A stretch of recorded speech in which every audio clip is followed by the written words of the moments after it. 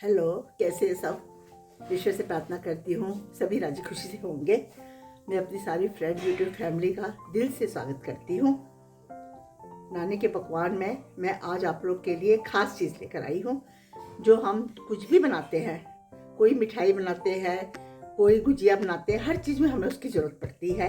तो आप शायद नाम से समझ ही गए होंगे, लेकिन नाम मैं भी नहीं बता रही हूँ।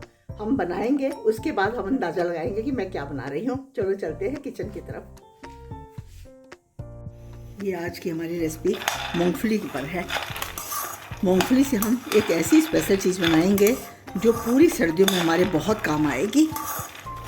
अभी हम सिर्फ मूंगफली को रोस्ट कर लेंगे। इतना रोस्ट करेंगे, इसे लाल नहीं करना, जलाना नहीं है। इतना रोस्ट करना है कि इसके छिलके बड़ी आसानी से निकलने लग जाए।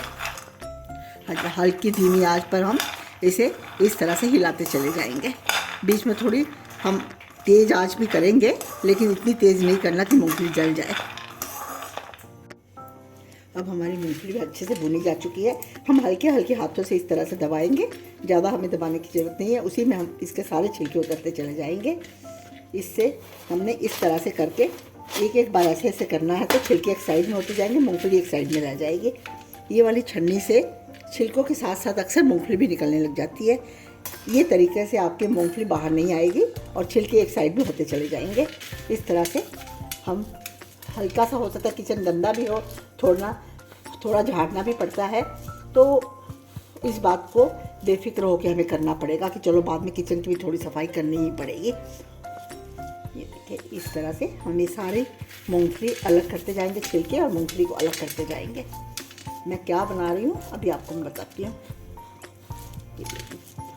इस तरह सारी मूंगफली हम साफ़ कर लेंगे। ये हमने मूंगफली के सारे छिलके निकाल कर भिगो दिया है।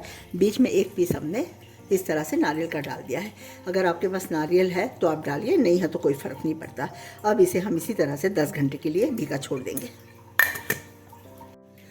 ये हमने मूंगफली को भिगो दिया था, 12 घंटे हो चुके हैं। अब हम इसमें इस कढ़ाई में चारों तरफ घी का एक परत दे देंगे। घी की परत देने से हम जो चीज़ बना रहे हैं वो बिल्कुल चिपकेगी नहीं। ये देखिए, इसे हम घी की परत दे दिए। अब हम इस मूंगफली को, भीगी हुई मूंगफली को बारीक पीस लेंगे और इसमें करीब हम 1 केजी दूध रखकर गैस पर चढ़ा देंगे। ये 1 कटोरी हमने ड्राई मिल्क ले लिया। ये देखिएगा, ये 1 कटोरी हमने ड्राई मिल्क ले लिया। अब हम इस जार में थोड़ा सा पहले दूध डालेंगे ताकि हमारी मूंगफली और ड्राई मिल्क नीचे ना चिपके। ये देखिएगा, मैंने पहले घी भी हल्का सा एक परत लगा दी मिक्सी में। अब मैंने ड्राई मिल्क, इस तरह से हम मूंगफली को निकाल लेंगे। हमें पानी की बिल्कुल आवश्यकता नहीं है, पानी हमने बिल्कुल नहीं डालना है। ये देखिएगा, ये हम इसमें इस तरह से सारी मूंगफली डाल देंगे। आप समझ गए होंगे जो चीज़ आज मैं आपको सिखा रही हूँ शायद ही, हो सकता है बहुत लोगों ने बनाई भी होगी और बहुत लोगों ने नहीं भी बनाई होगी। बहुत अच्छी चीज़ बनेगी। ये देखिए, अब हम इसमें ये ड्राई मिल्क डाल दिए। हम ड्राई मिल्क खाली अकेले को करते हैं तो सारी मिक्सी में चिपक जाता है। इस करके हम इसको साथ में ही दूध के मिक्स कर देंगे, जिससे ये बिल्कुल नहीं चिपकेगा और बड़े आराम से निकल जाएगा। हमने सारी मूँगफली डाल देनी है। मैंने 1 केजी मूँगफली डाली है। 1 केजी मूँगफली का मैं बना रही हूँ। ये देखिए, हमने सारी मूंगफली और एवरीडे का ड्राई मिल्क हमने पूरा मिक्सी में एक बार घुमा लिया है। इसे बारीक ही करना है, हमें मूंगफली का टेस्ट बहुत कम आएगा इसमें, और जब ये पूरा पक जाएगा तो हमें मूंगफली का टेस्ट आएगा ही नहीं। अब आप समझ गए होंगे कि मैं क्या बना रही हूँ। आज मैं बना रही हूँ मावा, जिसे कहते हैं खोया।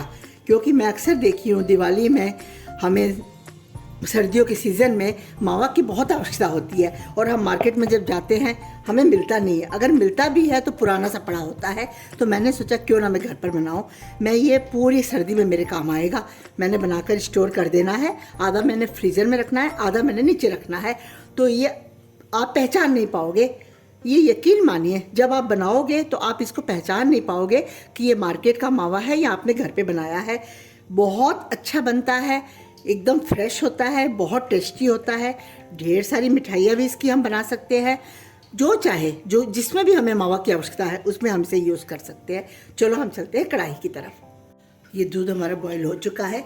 अब इसमें हम ये सारा देखिएगा, इसमें मिक्सी में भी ये नहीं चिपकेगा क्योंकि हमने मिक्सर जार में पहले थोड़ा सा घी लगा दिया था, चारों तरफ घी की परत लगा दी थी, जिस करके ये मिक्सर जार में बिल्कुल नहीं चिपकेगा। अगर आप वैसे ही बनाओगे तो सारी तरफ लग जाता है, जिसे निकालना बहुत मुश्किल होता है। ये देखिएगा, आप एक बार बनाएंगे तो आप मुझे कमेंट में ज़रूर बताओगे कि ये बहुत अच्छा बना है। इसमें हम दूध डालकर फिर से डाल देंगे। ये देखिए, इसको हम अच्छे से हिला लेते हैं।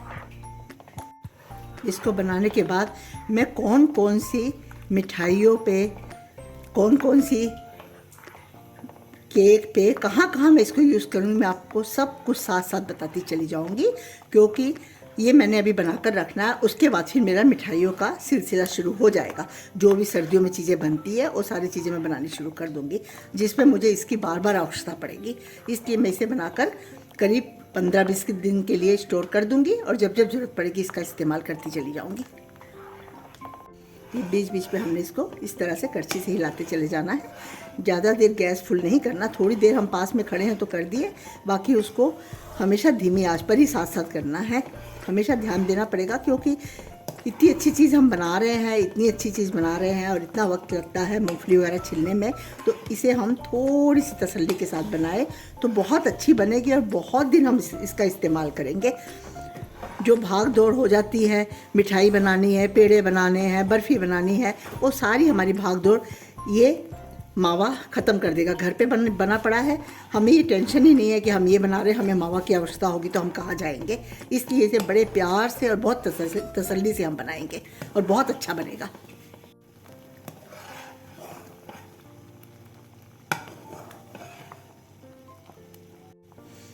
अब हम इसमें एक कटोरी, करीब हमारी 1 किलो मूंगफली है तो हम 1 कटोरी भरकर 250 ग्राम के आसपास हम इसमें चीनी डालेंगे।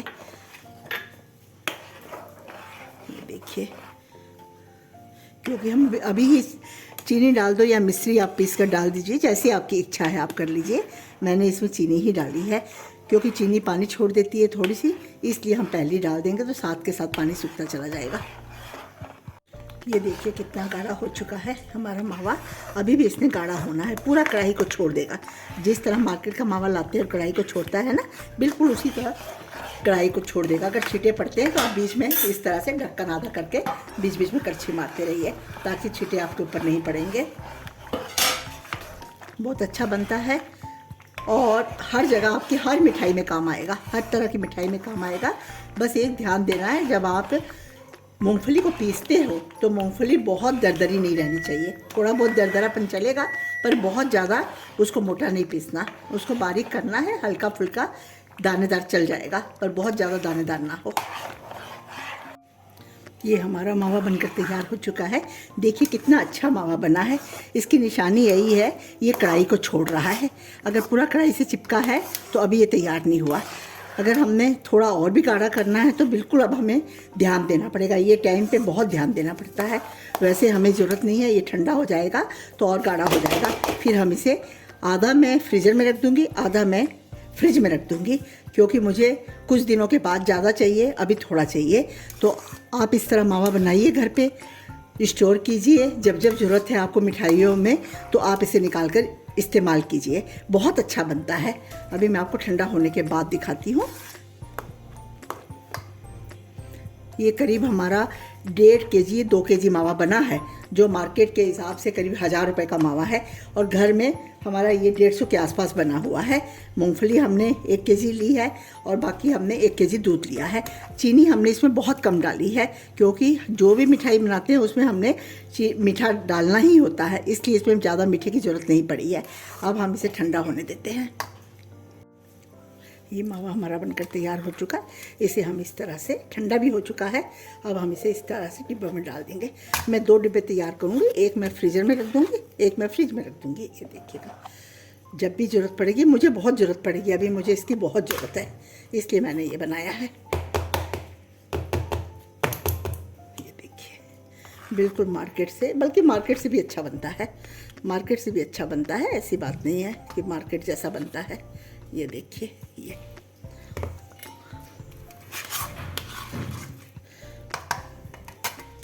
ये मावा हमारा बनकर तैयार हो चुका है। देखिए, इसमें से हमें जितनी ज़रूरत है हम फ्रिज में रख देंगे। अभी जिसकी ज़रूरत हमें कुछ टाइम के बाद उसे फ्रीज़र में रख देंगे।